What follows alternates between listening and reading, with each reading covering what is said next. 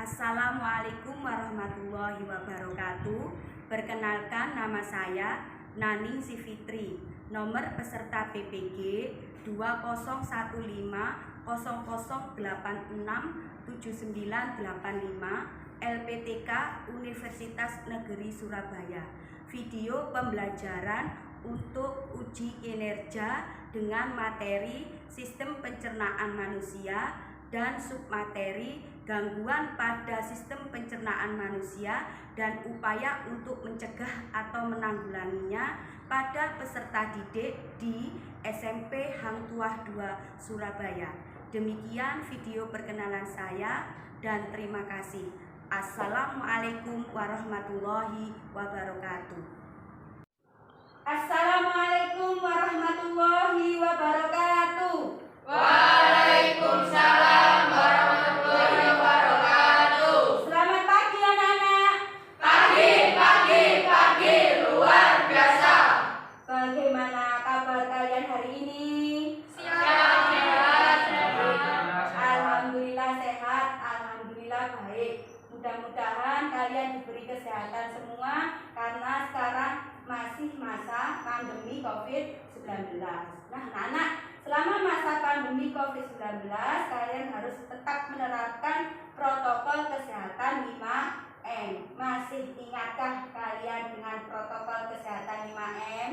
Siap, masih. Nah, apa saja protokol kesehatan 5M? Yang nomor 1, Memakai masker. nomor 2, Mencuci tangan dengan sabun dan air. nomor 3, Menjaga jarak. marilah kita berdoa sesuai dengan agama dan keyakinan masing-masing. Mas Maulana, silakan dipimpin berdoa. Di tempat duduk siap, gerak. Untuk sebelum kita memulai kegiatan pada pagi hari ini, marilah kita berdoa menurut agama dan keyakinan kita masing-masing. Berdoa mulai, doa selesai. Terima kasih Mas Maulana sudah memimpin berdoa. Mudah-mudahan doa pada pagi hari ini bisa meningkatkan kalian untuk tetap semangat belajar walaupun di masa pandemi COVID-19. Nah, anak-anak, pada pagi hari ini marilah kita tingkatkan pendidikan karakter kalian dengan menyanyikan lagu Mars PPK dan Tepuk PPK. Mas Maulana silakan memimpin untuk menyanyikan Mars PPK dan Tepuk PPK. Siap, gerak. Untuk meningkatkan pendidikan karakter, marilah kita menyanyikan lagu Mars PPK dan Tepuk PPK bersama. Mulai. Gerakan nasional revolusi mental, membangun karakter generasi gemilang.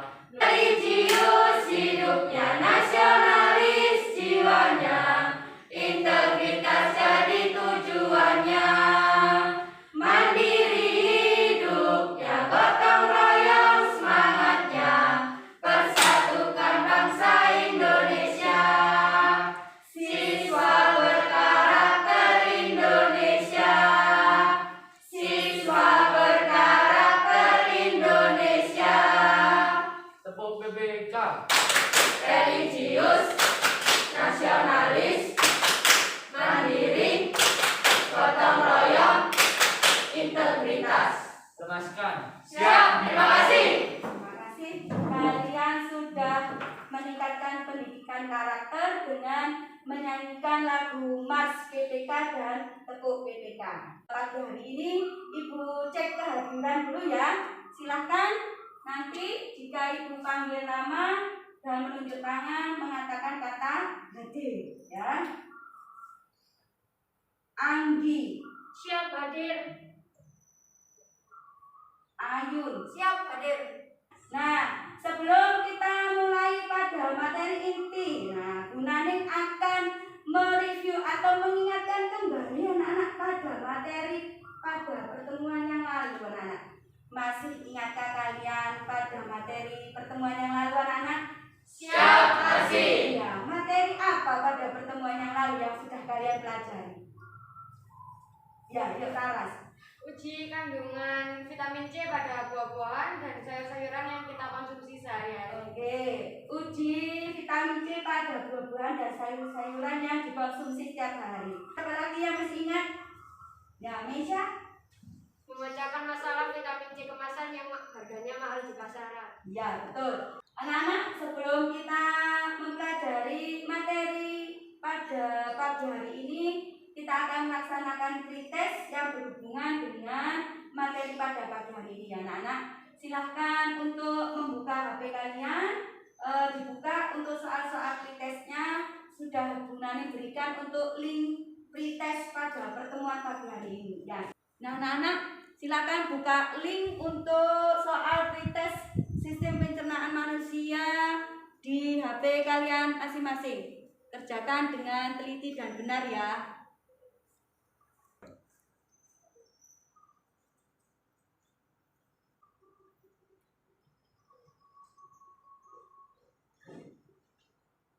Anak-anak, untuk pengerjaan pretest sudah selesai. Silahkan kalian bisa melihat di depan untuk hasil pretest kalian.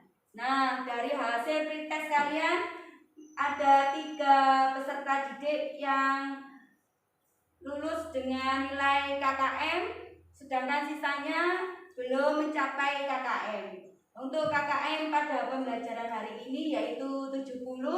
Jangan berkecil hati bagi yang belum mencapai KKM ya. Dari hasil pretest pada pembelajaran pagi hari ini, Bu Nani akan menyampaikan untuk kriteria penilaian pada pembelajaran hari ini ya anak-anak.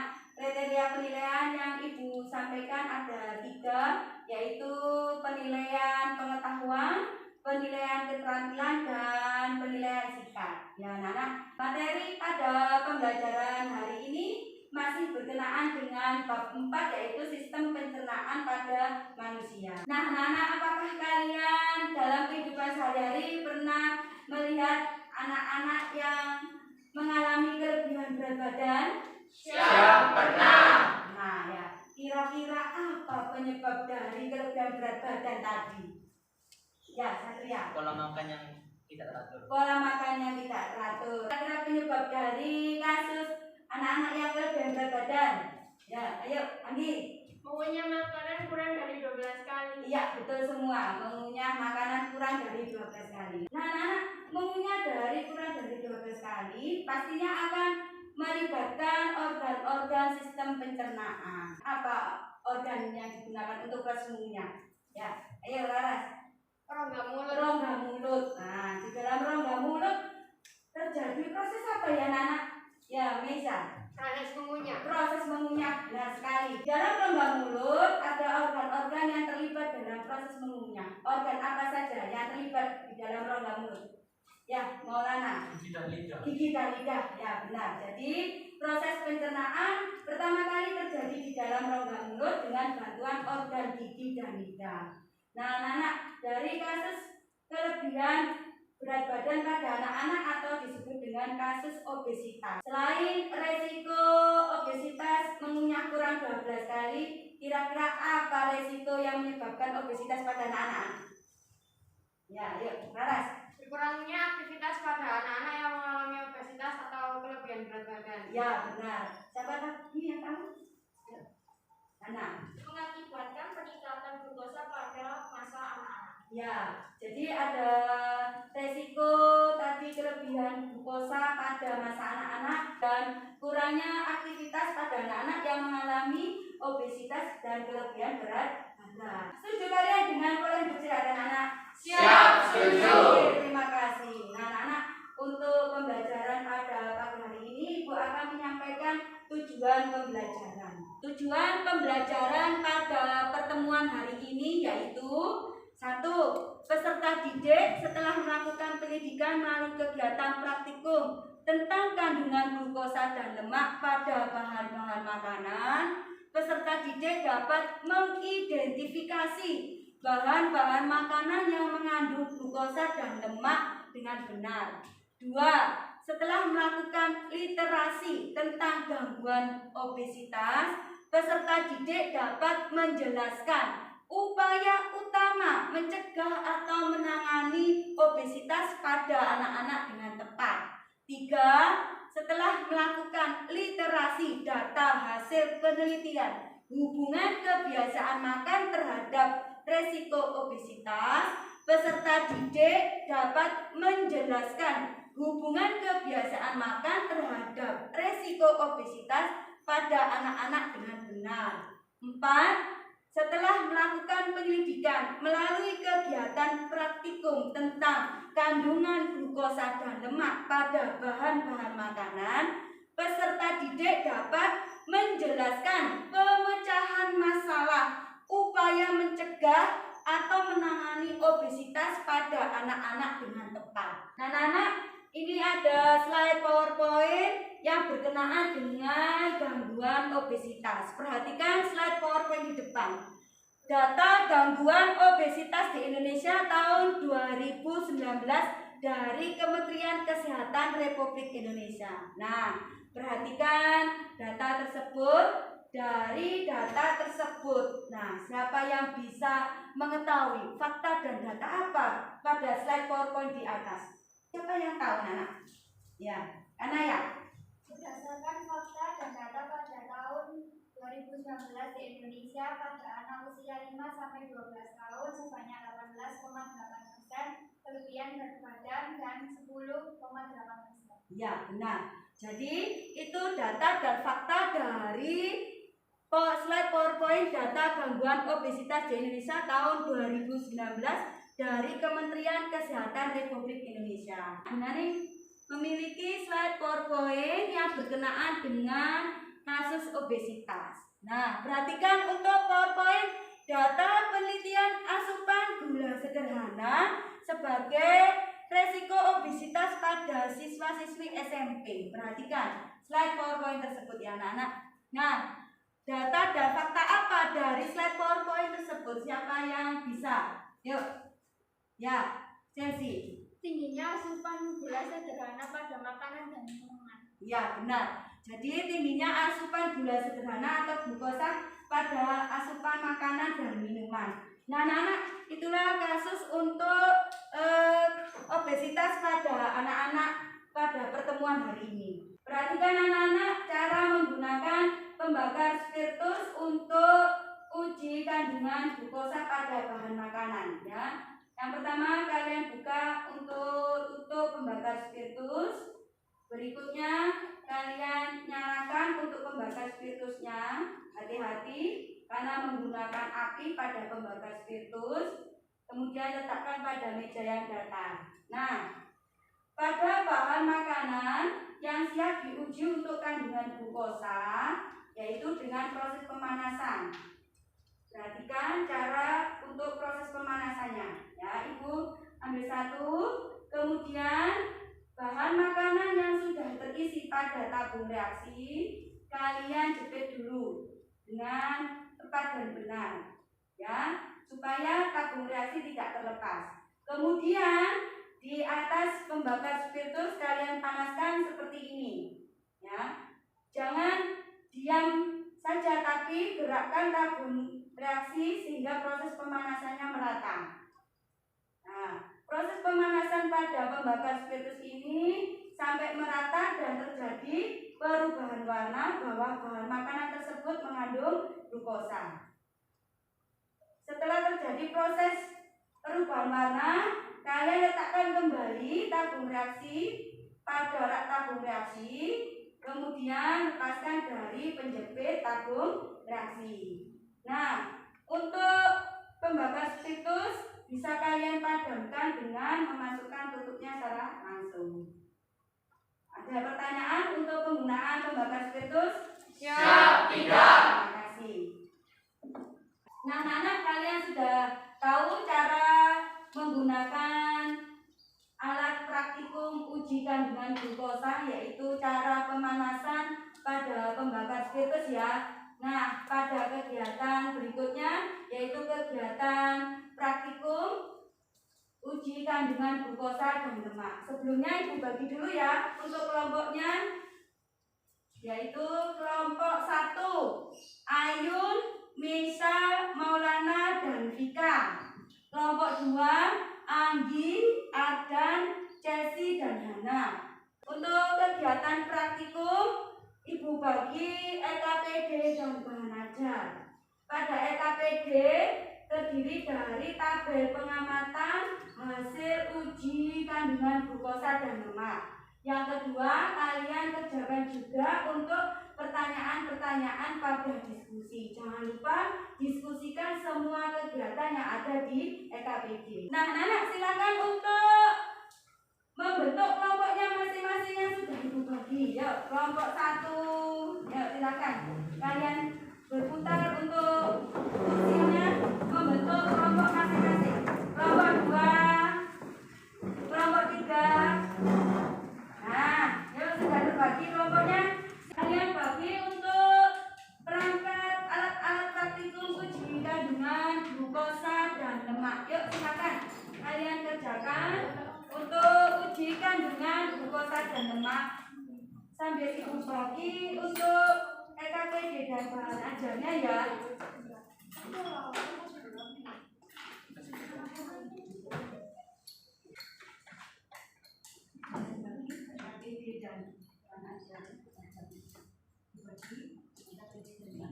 EKPD-nya dibuka dulu. Yuk semuanya membuka EKPD-nya dulu. Untuk uji kandungan glukosa. Bisa kalian buka pada halaman 16. Kalian buka langkah-langkah uji glukosa pada EKPD. Ya, lakukan secara berurutan untuk uji glukosa terlebih dahulu. Ya, nah silakan dikerjakan. Hati-hati untuk mengerjakan praktikum uji kandungan glukosa karena kalian bekerja dengan alat-alat yang terbuat dari kaca. Yuk, hati-hati ya. Bagaimana kelompok 3 ada kesulitan untuk penggunaan alat dan bahan-bahan praktikum uji kandungan glukosa dan lemak? Ya, ditumbuk dulu bahannya sampai halus. Kemudian masukkan dengan menggunakan spatula ke dalam tabung reaksi. Ya, hati-hati ya. Bagaimana kelompok 2 ada kesulitan untuk penggunaan alat-alat uji kandungan glukosa dan lemak? Siap, tidak. Oke, terima kasih. Silakan kerjakan dengan teliti dan benar ya. Hati-hati untuk penggunaan alat-alatnya karena semua terbuat dari kaca ya.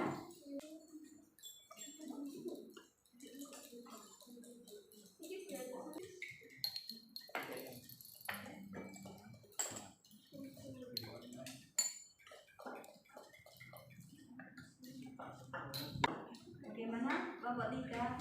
Oh ya, sudah sampai tahap pemanasan ya. Uji kandungan glukosa ya, sudah benar. Ya, amati perubahan warnanya setelah dilakukan proses pemanasan. Ya, jangan lupa catat pada tabel pengamatan uji kandungan glukosa pada EKPD-nya ya. Ya, sudah benar. Hati-hati. Oke. Untuk kelompok 1, bagaimana? Sudah dilakukan proses pemanasan? Oh ya, sudah. Ya, sudah bagus, benar dan tepat. Hati-hati. Ya, amati sampai terjadi perubahan warnanya. Ya, ya, betul. Ya, betul, Maulana. Ya, warnanya sudah terjadi. Ya, jangan lupa catat hasil pengamatannya di tabel uji kandungan glukosa pada EKPD-nya ya.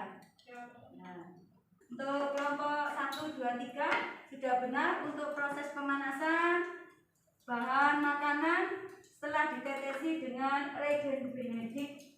Urutkan untuk kandungan glukosanya mulai dari warna merah bata, kemudian kuning, dan terakhir biru kehijauan. Kalau uji bila kandungan glukosa sudah nampak pada bahan makanan yang sudah kalian uji, langsung bisa ke uji lemak berikutnya ya. Yuk.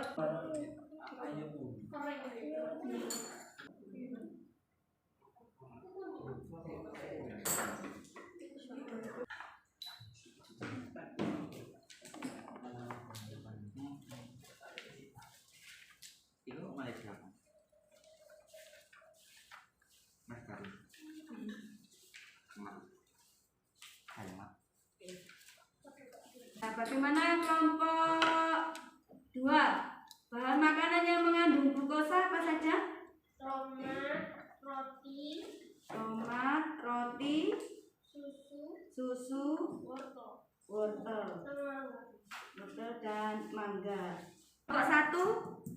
sudah menghasilkan perubahan warna pada bahan makanan uji kandungan glukosa? Siap, sudah. Ya. Apa bahan makanan apa saja yang mengandung glukosa? Kelompok 1. Ubi jalar, Madu, keju, tepung tapioka. keju, tepung tapioka. Kelompok 3. Sudah ada perubahan warna untuk bahan makanan yang mengandung glukosa? Siap. Ya. Apa saja makanan yang mengandung glukosa? Gula merah, mie instan. Ya, sudah benar. Kelompok 3. Bagaimana untuk pertanyaan diskusi di LKPD? Iya. Ada yang ditanyakan untuk pertanyaan diskusi LKPD-nya? Ya. Diurutkan dulu perubahan warna pada bahan makanan yang mengandung glukosa. Ya. Ya, betul. Kemudian isi pada tabel pengamatan uji glukosa ya. Ya, sudah benar. Yuk, isi untuk pertanyaan di LKPD-nya. Ya. Ya, sudah benar. Ya, bagus. Ya, sudah benar. Bagus. Sudah berurutan itu ya. Nah, Nana, untuk kegiatan praktikum uji kandungan glukosa dan kandungan lemak pada bahan-bahan makanan sudah selesai lebih dari 15 menit. Silakan kalian untuk mempresentasikan hasil pengamatan uji kandungan glukosa dan lemak pada bahan-bahan makanan. Setelah ini kalian presentasikan hasil pengamatan uji kandungan glukosa dan lemak pada bahan makanan yang sudah kalian kerjakan dan pertanyaan diskusi yang ada di LKPD ya. Silakan kelompok 1 untuk mempresentasikan hasil pengamatannya. Assalamualaikum warahmatullahi wabarakatuh. Waalaikumsalam warahmatullahi wabarakatuh. Kami kelompok 1 akan mempresentasikan hasil praktikum dan pertanyaan diskusi uji kandungan glukosa dan lemak pada makanan yang kita konsumsi setiap hari. Bahan-bahan yang kami bawa yaitu ubi jalar, madu, keju, tepung tapioka, nasi, dan putih telur. Kami menguji bahan makanan yaitu ubi jalar. Ketika diuji, warnanya berubah menjadi merah bata. Dan madu juga berubah menjadi merah bata. Keju warnanya berubah menjadi warna kuning. Dan tepung tapioka berubah menjadi warna biru kehijauan. Ada beberapa bahan makanan yang tidak mengandung glukosa yaitu nasi dan putih telur. Untuk lemak silakan dipresentasikan. Untuk lemaknya, ya, presentasi untuk lemaknya. Bahan makanan yang mengandung lemak di kelompok kami ada putih telur dan madu. Dan juga ada margarin. Bahan makanan yang tidak mengandung lemak yaitu ubi jalar dan tepung tapioka. Silakan untuk presentasi pertanyaan diskusinya. Yuk, silakan dipresentasikan. Pertanyaan diskusi. Berdasarkan data hasil pengamatan praktikum uji kandungan glukosa, tentukan bahan-bahan makanan yang mengandung glukosa. Di kelompok kami, bahan-bahan yang mengandung glukosa ada ubi jalar, madu, tepung tapioka, dan keju. Berdasarkan data hasil pengamatan praktikum uji lemak, tentukan bahan-bahan makanan yang mengandung lemak. Berdasarkan dari uji kelompok kami, bahan-bahan makanan yang mengandung lemak yaitu putih telur, keju, dan margarin. Berdasarkan data hasil pengamatan praktikum uji glukosa dan lemak, tentukan bahan-bahan makanan yang harus dikurangi dan dihindari supaya berdasarkan data hasil pengamatan praktikum uji glukosa dan lemak, tentukan bahan-bahan makanan yang harus dikurangi dan dihindari sebagai upaya pemecahan masalah, mencegah atau mengatasi obesitas pada anak-anak. Berdasarkan kelompok kami, Bahan-bahan makanan yang harus dikurangi dan dihindari yaitu ubi jalar, madu, keju, dan tepung tapioka. Kesimpulan dari kegiatan praktikum uji kandungan glukosa dan lemak pada kelompok 1. Kesimpulannya, bahan makanan yang mengandung glukosa dari tertinggi, sedang, hingga terendah yaitu ubi jalar, madu, keju, dan tepung tapioka. Bahan makanan yang tidak mengandung glukosa yaitu nasi dan putih telur. Bahan makanan yang mengandung lemak yaitu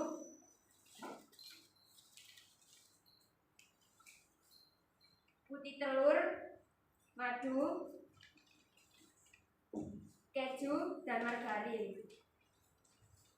Dan bahan makanan yang tidak mengandung lemak ada tepung tapioka dan ubi jalar. Sekian presentasi dari kelompok kami. Assalamualaikum warahmatullahi wabarakatuh. Waalaikumsalam warahmatullahi wabarakatuh. Anak-anak, ini hasil presentasi dari kelompok 1. Ada pertanyaan untuk kelompok 1? Yuk, ya silakan. Adakah dari bahan yang kalian bawa tidak mengandung glukosa maupun lemak? Silakan menjawab. Ada bahan makanan yang tidak mengandung glukosa, yaitu ada nasi dan putih telur. Ini. Dan bahan makanan yang tidak mengandung lemak, yaitu ubi jalar dan tepung tapioka. Ya, benar. Ada pertanyaan lagi untuk kelompok 1? Ada pertanyaan lagi? Tidak ada. Nah, silakan untuk kelompok 1 kembali ke tempat masing-masing dan kita beri aplaus untuk hasil presentasinya. Yuk. Selanjutnya untuk presentasi berikutnya yaitu kelompok 2. Silakan kelompok 2 untuk maju mempresentasikan hasil pengamatan uji kandungan glukosa dan lemak pada bahan-bahan makanan yang sudah kalian bawa. Yuk silakan kelompok 2. Silakan kelompok 2 untuk mempresentasikan hasil pengamatan dan pertanyaan diskusi. Yuk silakan. Assalamualaikum warahmatullahi wabarakatuh. Waalaikumsalam warahmatullahi wabarakatuh. Salam sejahtera bagi kita semua. Kami dari kelompok 2 ingin mempresentasikan mengenai hasil uji coba glukosa dan kandungan lemak pada makanan yang kita bawa dari rumah. Bahan makanan yang kita bawa adalah mangga, tomat, wortel, gula, susu, dan roti. Cara menguji makanan yang mengandung glukosa yaitu dengan mencampurkan bahan makanan dan air sampai terendam, lalu dideteksi dengan cairan reagen genetik dan dipanaskan di atas pembakar spiritus sehingga warna dasar pada makanan berubah menjadi merah bata, kuning, dan biru kehijauan yang menunjukkan bahwa makanan tersebut mengandung glukosa. Seperti contoh roti tawar, susu, dan wortel. Dan untuk menguji bahan yang mengandung lemak yaitu dengan cara mengoleskan bahan makanan ke kertas buram. Dan dari uji coba kami yang mengandung lemak yaitu susu cair, mentega, dan miri. Silakan kelompok 2 untuk mempresentasikan pertanyaan diskusi. Pertanyaan nomor 4. Berdasarkan literasi, jelaskan upaya utama untuk mencegah atau menangani obesitas pada anak-anak, yaitu mengonsumsi makanan seimbang dan beraktivitas secukupnya. Pertanyaan nomor 5. Berdasarkan literasi, jelaskan hubungan kebiasaan makanan terhadap resiko obesitas pada anak-anak. Hubungan kebiasaan makanan terhadap resiko obesitas yaitu mengonsumsi makanan dengan porsi secukupnya. Silakan untuk mempresentasikan kesimpulannya pada kelompok 2. Baik, untuk kesimpulan dari glukosa yaitu bahan makanan yang kita bawa dari rumah yang mengandung glukosa adalah mangga, roti, gula, susu, tomat. Dan yang tidak mengandung glukosa dari bahan yang kita bawa adalah wortel.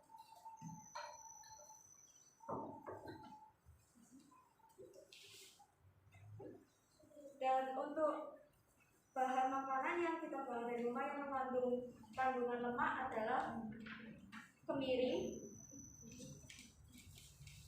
mentega, dan susu cair.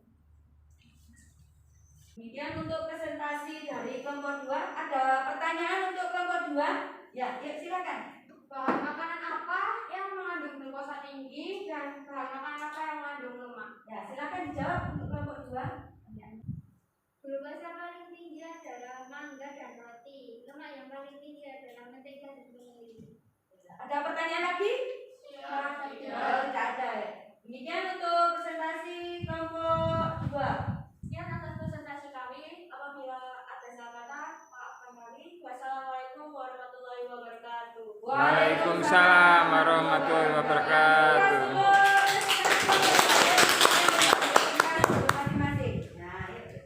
Anak-anak, kalian sudah melakukan kegiatan praktikum uji kandungan glukosa dan lemak pada bahan-bahan makanan yang kalian konsumsi sehari-hari.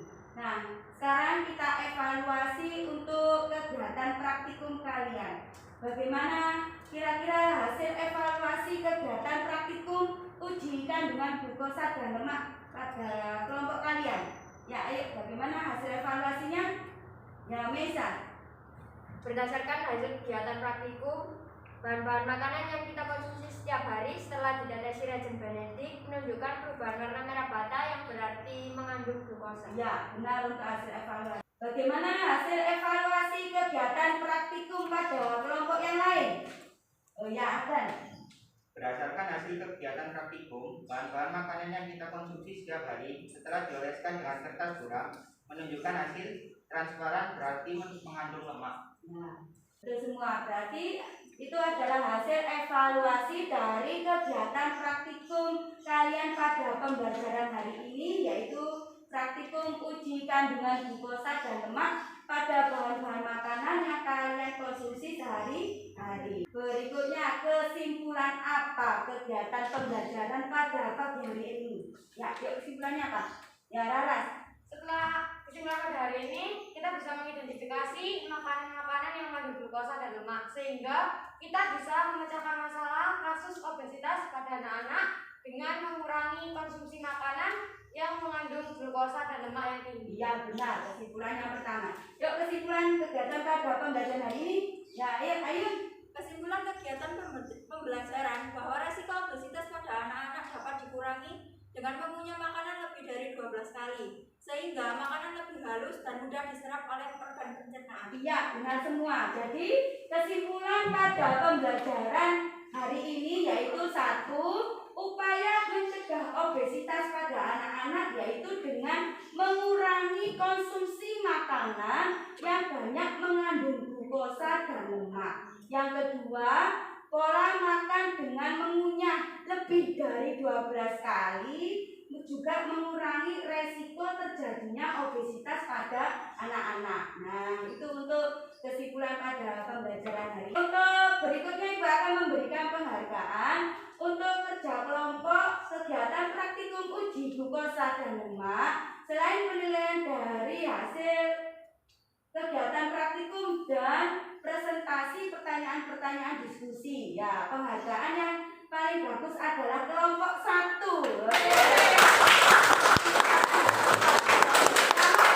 Kelompok 1 karena sudah bisa menampilkan hasil kegiatan praktikum dan presentasi hasil diskusi pertanyaan yang ada di EKPD. Ya, anak-anak.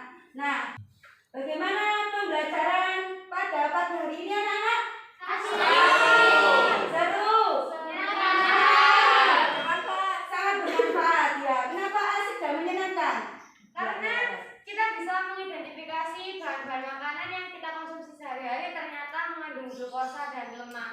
Ya, sangat asik dan menyenangkan karena mengidentifikasi bahan-bahan makanan yang kita konsumsi itu mengandung glukosa dan lemak. Kenapa saya bermanfaat? Ya, kita. Karena dapat memecahkan masalah kasus obesitas pada anak-anak. Iya, benar semua. Berarti pembelajaran pada pagi hari ini sangat seru, asik, menyenangkan, dan sangat bermanfaat ya. Nah, sebelum di akhir pembelajaran, Ibu akan memberikan soal-soal proses sebagai soal untuk indikasi atau indikator bahwa kalian sudah menguasai konsep tentang gangguan pencernaan yaitu obesitas dengan kegiatan praktikum uji kandungan glukosa dan lemak. Nah, anak-anak, ini soal post-test untuk kegiatan pembelajaran pada pagi hari ini.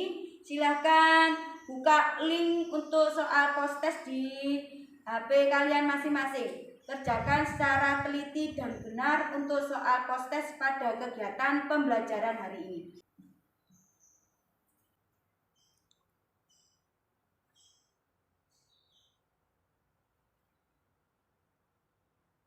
Anak-anak, untuk pengerjaan soal-soal post-test sudah selesai.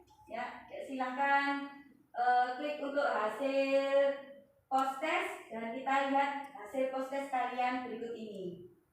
Nah, perhatikan untuk hasil post-test kalian di depan. Oh, ternyata sudah mencapai atau melampaui KKM semua ya pada pembelajaran hari ini. Untuk tugas di rumah, penugasan kegiatan pembelajaran hari ini yaitu kalian membuat sebuah poster yang berisi gambar dan kalimat ajakan kepada teman dan masyarakat sekitar kalian untuk mengurangi konsumsi makanan yang banyak mengandung glukosa dan lemak sebagai upaya untuk menghindari kasus obesitas pada anak-anak. Rencana apa pada poster tugas rumah kalian? Yuk, ya Nadia. Rencana tugas poster saya akan menempelkan foto hasil kegiatan praktikum uji kandungan glukosa dan lemak pada poster. Oke, bagus untuk rencana tugas poster kalian.